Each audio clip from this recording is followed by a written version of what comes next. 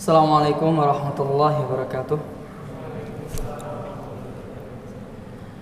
Hamdan wa syukran lillah, salatan wa salaman ala rasulillah Muhammad bin Abdillah sallallahu alaihi wasallam wa ala alihi wa ashabihi wa mawalah. Segala puji bagi Allah subhanahu wa ta'ala, Rabb semesta alam, atas semua nikmatnya, terutama nikmat iman, nikmat Islam, nikmat sehat, sehingga kita bisa bertemu di masjid yang penuh berkah ini. Salawat serta salam semoga selalu tercurahkan dan akan selalu kita bacakan teruntuk junjungan kita Nabi besar Nabi Muhammad SAW, yang mudah-mudahan kita di sini semuanya secara khusus dan umat Islam secara umum termasuk umatnya yang Allah takdirkan untuk mendapatkan syafaatnya kelak. Amin ya rabbal alamin. Alhamdulillah, di hari pertama ini Allah memberikan kita kesehatan untuk bisa menunaikan ibadah puasa. Ya, saya pribadi berdoa mudah-mudahan Allah juga terus memberikan kita kesehatan sampai di penghujung Ramadan, sampai nanti-nantinya lagi, sehingga kita bisa menyelesaikan ibadah di bulan puasa ini dengan maksimal. Teman-teman semuanya, jamaah Masjid As-Salam Citra Grand yang semoga selalu dalam rahmat Allah Subhanahu wa taala. Baik, kultum hari ini atau malam ini kita bahas hal-hal yang ringan aja ya, terkait menelan sesuatu yang memang sudah ada di mulut kita. Nah, hukum menelan sisa makanan di siang Ramadan ya, menelan sisa makanan yang ada di gigi di siang Ramadan, menelan dahak, dan kemudian menelan air liur atau menelan ludah. Teman-teman semuanya, jamaah Masjid As-Salam, sebagaimana disebutkan oleh Syekh Hasan Haitu dalam kitabnya Fiqh Siyam atau Fikih Puasa, terkait menelan sisa makanan yang ada di gigi. Ini hampir seluruh ulama mengatakan yuftir, dapat membatalkan puasa jika itu sengaja. Jika itu sengaja ada sisa ditelan maka batal. Ini pendapat hampir seluruh ulama. Hanya saja Imam Abu Hanifah atau yang kita kenal dengan Imam Hanafi itu melihatnya tidak batal karena dia bagian dari makan sahur. Wallahu ta'ala alam. Tapi kalau Anda pribadi, untuk kehati-hatian ini tak buang. Tapi untuk hal-hal yang sulit dihindari, misalnya menelan sari-sari sisa makanan yang ada di gigi di pagi hari, ketahuannya pas siang hari, maka dalam hal ini tidak membatalkan puasa karena memang tidak ada unsur kesengajaan dan kita memang tidak mampu untuk menghindari itu. Udah sikat gigi, udah kumur-kumur, udah maksimal, ternyata masih ada.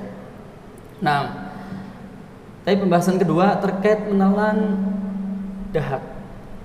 Mohon maaf ya, pembahasannya sedikit jorok, tapi ini hukum fikih, kita kayaknya perlu tahu juga. Dan insya Allah kita semua sudah tahu ya, ini sekedar murojaah aja, mengulang pelajaran. Dahak dalam bahasa Arab disebut dengan istilah nukhamah. An-nukhamah itu segala sesuatu yang keluar dari dada, yang kita nyebutnya dahak ya.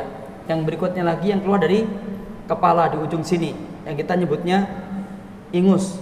Mohon maaf ya, kadang kita ngeluarin ingus ketika dikeluarkan dari hidung nggak bisa, kadang kita sedot. Kalau bapak-bapak biasanya jago-jago tuh, sedot ke dalam, terus kemudian masuk mulut. Baru kemudian dibuang. Ini menurut para ulama disebutkan dalam kitab tersebut, bahwa menelan dahak itu dapat membatalkan puasa.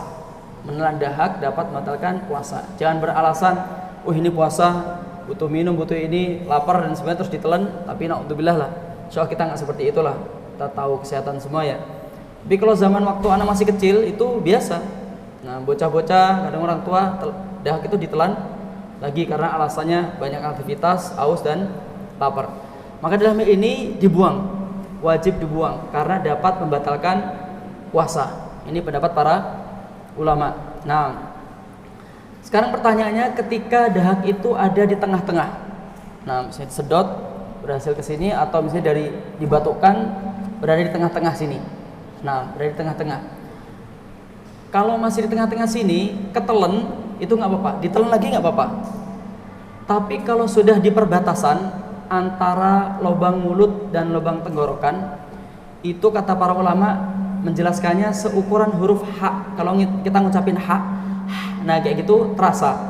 Jadi kalau gitu keluar dia. Nah kalau disebutkan huruf H agak kencang dia keluar, ditelan lagi, maka puasanya batal. Nah tapi kalau disebut H nggak keluar terus ditelan lagi, nah ini puasanya tidak batal. Nah ini kata para ulama. Terakhir, hukum menelan ludah.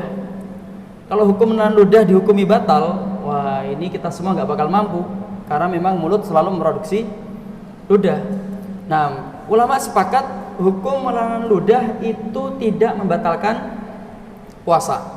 Hukum menelan ludah tidak membatalkan puasa kecuali dalam dua keadaan. Kecuali dalam dua keadaan. Keadaan pertama ketika dia tercampur dengan benda lain. Keadaan pertama ketika dia tercampur dengan benda lain.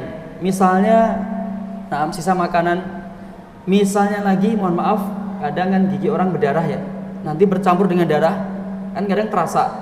Dan kita tahu bahwa ini darah. Kalau sengaja ditelan, maka batal, maka harus dibuang. Kecuali ada beberapa orang yang memang gusinya berdarah terus, ya permanen, dikit-dikit berdarah, dikit berdarah. Nah ini kesulitan. Mudah-mudahan orang seperti ini dapat keringanan dari sisi Allah SWT. Pertama, kedua, keadaan kedua yang menelan ludah ini dihukumi membatalkan puasa adalah, ini mohon maaf Bapak, kita bahas hukum, mudah-mudahan nggak jijik. Nah, yaitu ketika ludah ini sudah keluar dari mulut. Ludah sudah keluar dari mulut, kemudian disedot lagi, mohon maaf ya, kemudian disedot lagi, terus ditelan. Nah ini dapat membatalkan puasa. Intinya kalau sudah keluar dari area mulut, si ludah ini kok tetap nekat ditelan, maka dapat membatalkan puasa. Wallahu ta'ala alam. Nah itu kurang lebih yang pembahasan sedikit terkait hal-hal yang dapat membatalkan puasa. Nah kira cukup, kita tutup dengan bacaan doa kafaratul majlis. Subhanakallahumma bihamdika asyhadu an la ilaha illa anta astaghfiruka wa atubu ilaik. Wassalamualaikum warahmatullahi wabarakatuh.